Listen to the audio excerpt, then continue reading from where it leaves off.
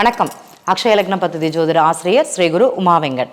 சிம்ம லக்னம் அக்ஷய லக்னமாக போகும்போது ஒருத்தங்களுக்கு எப்படி இருக்கும்? இந்த சிம்ம லக்னம் அக்ஷய லக்னமாக போகும்போது அவங்களுடைய எண்ணங்கள், செயல்கள், சிந்தனைகள் ரொம்ப உயர்வானதாக இருக்கும். நம்ம சொன்னால் அடுத்தவங்க கேட்கக்கூடிய நிலையில் இருக்கிறாங்க.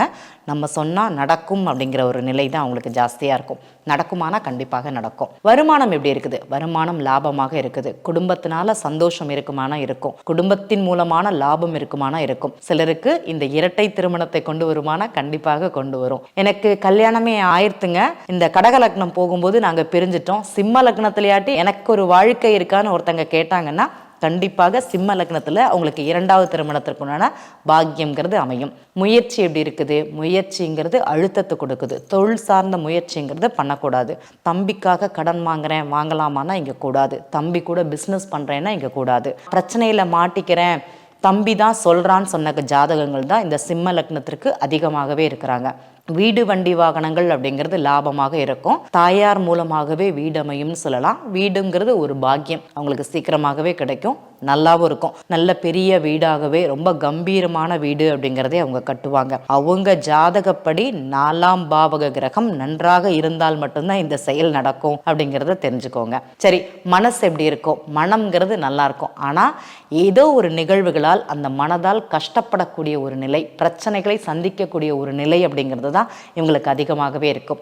கவனம் தேவை. காதலில் பிரச்சனை இருக்குமானா காதலில் பிரச்சனை இருக்கும். காதலில் அவமானம் தான் ஜாஸ்தியாக இருக்கும். குலதெய்வத்தோட அமைப்புங்கிறது இங்கே சரியாக இருக்காது. அதே மாதிரி குழந்தைகளால் மன வருத்தம் அடையக்கூடிய ஒரு காலம்ங்கிறது இருக்குது. அவங்க நல்லா இருப்பாங்க, அவங்கள நினச்சி நம்ம தான் கஷ்டப்படக்கூடிய ஒரு நிலைங்கிறது இங்கே இருக்கும். கடன் எப்படி இருக்குது?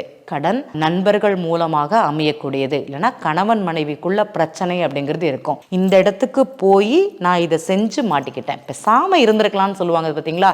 இது சிம்ம லக்னக்காரங்களுக்கு தான். இவங்களுக்கு சந்தர்ப்ப சூழ்நிலையினால் கடன் அப்படிங்கிறது அமையும் அப்படிங்கிறது தெரிஞ்சுக்கணும். பொதுவாகவே இந்த சிம்ம லக்னத்திற்கு மிக சிறந்த பரிகாரம் அப்படின்னு பார்த்தீங்கன்னா பாலா திரிபுர சுந்தரி, பாலா திரிபுர சுந்தரி அம்மன் வழிபாடுங்கிறது நல்லாயிருக்கும். அந்த அம்மன் எங்கே இருக்கிறாங்கன்னு பாருங்கள், அவங்களுடைய வழிபாடுங்கிறது பண்ணுங்கள். இல்லைங்க எனக்கு அந்த கோவில்லாம் பக்கத்தில் இல்லை, நாங்கள் ரொம்ப தூரம் இருக்கோம், நீங்கள் சொல்கிறத தான் நாங்கள் கேட்குறோம், கேட்டதே கிடையாது. வீட்டில் ஸ்ரீ சக்கரத்தோட ஃபோட்டோ வச்சு தெய்வ வழிபாடுங்கிறது பண்ணலாம். சுவாமிக்கு ஒரு பொட்டு வச்சு ஒரு பூ வச்சு டெய்லி வணங்கி கொண்டு வருவதுங்கிறது சிம்ம லக்னத்திற்கு உகந்ததாக இருக்கும். இல்லை அப்படின்னா ஸ்ரீ சக்கரமே சின்னதாக வாங்கி வச்சு டெய்லி கொஞ்சம் குங்குமம் போட்டுட்டு அந்த குங்குமத்தை திலகமாக நம்ம டெய்லி இட்டுக்கிறது அப்படிங்கிறது ரொம்ப விசேஷம். செய்து பாருங்கள். சிம்ம லக்னத்திற்கு ஸ்ரீசக்கர வழிபாடு, பாலா திரிபுர சுந்தரி அம்மன் வழிபாடுங்கிறது ரொம்ப சூப்பராக இருக்கும். இதை யாரெல்லாம் செய்கிறீங்களோ கண்டிப்பாக உங்கள் வாழ்க்கையில் மாற்றம் ஏற்படும் அப்படிங்கிறதுல எந்த ஒரு இதுவும் கிடையாது. மாற்றம் அடைந்த பின் கண்டிப்பாக எனக்கு ஃபோன் பண்ணி சொல்லுங்கள். நிறைய பேர் பார்த்தீங்கன்னா நீங்கள் சொன்னீங்க அது அப்படியே நடந்தது அப்படின்னு சொல்லுவாங்க. அவர்கள் ஜாதகப்படி இந்த கிரகம் இந்த இடத்தில் இருந்தால் அது நடக்கும் அப்படிங்கிறதுல எந்த மாற்றமும் கிடையாது அப்படிங்கிறத புரிஞ்சுக்கோங்க. 12 பாவகத்திற்கும் ஒரு கோவில் இருக்குது. அந்த கோவில் வழிபாடு அந்த லக்னம் அனுசரித்து செய்வதுங்கிறது நல்லாயிருக்கும். இது செய்தால் மாற்றம் கிடைக்குமானா கண்டிப்பாக கிடைக்கும். உதாரணமாக கடக லக்னமாக இருந்ததுன்னு வச்சுக்கோங்களேன். இந்த கடக லக்னத்திற்கு இந்த மாரியம்மன் வழிபாடு, பேச்சியம்மன் வழிபாடுங்கிறது நல்லாயிருக்கும். இதை பண்ணலாம் நீங்கள். மிதுன லக்னம் அக்ஷய லக்னம் போச்சுன்னா நடராஜர் வழிபாடு நல்லாயிருக்கும். அவதார தெய்வங்கள்னு சொல்லுவோம். ராமரை கும்பிடலாம், கிருஷ்ணனை கும்பிடலாம். இந்த அவதார தெய்வ வழிபாடுங்கிறது ரொம்ப சிறப்பாக இருக்கும். அதை கடைபிடித்தாலே உங்கள் வாழ்க்கையில் மாற்றம் இருக்கும். எங்களுக்கு குலதெய்வம் தெரியாது, இஷ்ட தெய்வம் தெரியாது, நான் ஒரு சாமியை கும்பிடணும்னா இந்த சுவாமியை கும்பிடுங்க. அந்த லக்னம் அனுசரித்து அந்த சுவாமி வழிபாடு நல்லாயிருக்கும். நடராஜர் வழிபாடு ரொம்ப சிறப்பு, முதன்மையானதுன்னு அதை தான் சொல்லுவேன். ரிஷப லக்னம் போகும்போது குருவாயூர் ஒரு தடவை சென்று வந்தால் மாற்றம்ங்கிறது இருக்குது.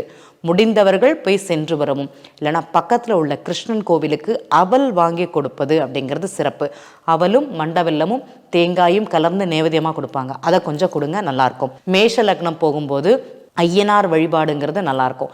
இதை செய்ய செய்ய உங்கள் வாழ்க்கையில் மாற்றம் ஏற்படுமானா கண்டிப்பாக ஏற்படும். அந்த திடகாத்திரம் முடிவு, அந்த தைரியம், அந்த தன்னம்பிக்கை இல்லாமல் இருக்குது, கடனில் மாட்டிக்கிட்டோம், இந்த எண்ணங்கள் எல்லாம் இந்த லக்னம் போகும்போது இந்த வழிபாடு செய்தால் மாற்றம் கொடுக்குமானா கண்டிப்பாக கொடுக்கும். நன்றி.